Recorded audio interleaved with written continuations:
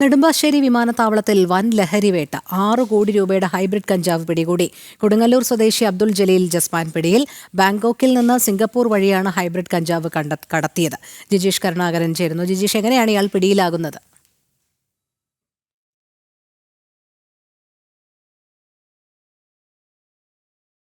ജിജീഷിലേക്ക് എത്താം. നെടുമ്പാശ്ശേരി വിമാനത്താവളത്തിലാണ് വലിയ രീതിയിലുള്ള ലഹരി വേട്ട കണ്ടെത്തിയിരിക്കുന്നത്. 6 കോടി രൂപയുടെ ഹൈബ്രിഡ് കഞ്ചാവാണ് പിടികൂടിയിരിക്കുന്നത്. ജിജീഷ്, കേൾക്കാൻ കഴിയുന്നുണ്ടോ? എങ്ങനെയാണ് ഇയാൾ പിടിയിലാകുന്നത്?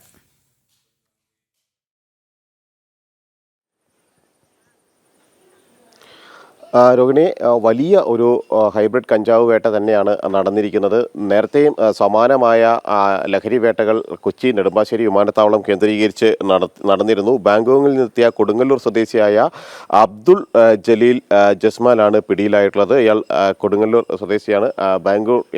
ബാങ്കോക്കിൽ നിന്ന് വരുന്നു. ചില സൂചനകളെ തുടർന്ന്, ചില സംശയങ്ങളെ തുടർന്ന് വിശദമായ ഒരു പരിശോധന കസ്റ്റംസ് വിഭാഗം നടത്തുകയായിരുന്നു. ഇതിനിടയിലാണ് ഈ 6 കോടി രൂപയുടെ ഹൈബ്രിഡ് കഞ്ചാവുമായി ഫാഷൻ ഡിസൈനർ പിടിയിലായിട്ടുള്ളത്. ഇയാൾക്ക് പിന്നിൽ വലിയ ഒരു ലഹരിക്കടത്ത് സംഘം തന്നെ ഉണ്ട് എന്ന സൂചനകളാണ് കസ്റ്റംസിന് ലഭിച്ചിട്ടുള്ളത്.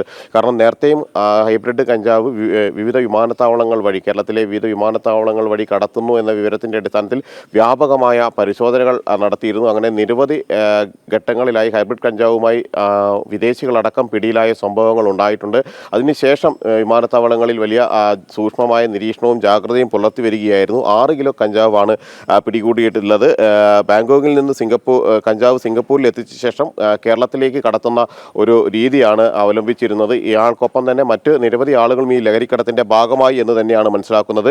ലഹരിക്കടത്തിന് 1 ലക്ഷം രൂപ ലഭിക്കും ഫ്ലൈറ്റ് ചാർജ് എന്ന കാര്യമാണ് രൂപയും ഫ്ലൈറ്റ് ചാർജുമാണ് ഇതിനുള്ള ഇടനിലക്കാരനായി ഇത്തരത്തിൽ ലഹരി കടത്തുന്നതിൻ്റെ പ്രതിഫലമായി ലഭിച്ചിരുന്നത് എന്നാണ് ഇയാൾ പ്രാഥമികമായി നൽകിയിരിക്കുന്ന മൊഴി. ഈ മൊഴിയുടെ അടിസ്ഥാനത്തിൽ വിശദമായി തന്നെയുള്ള ഒരു അന്വേഷണത്തിലേക്കാണ് ഇപ്പോൾ കസ്റ്റംസ് കടന്നിരിക്കുന്നത്. ശരി, ജിജീഷാണ് വിവരങ്ങൾ നൽകിയത്.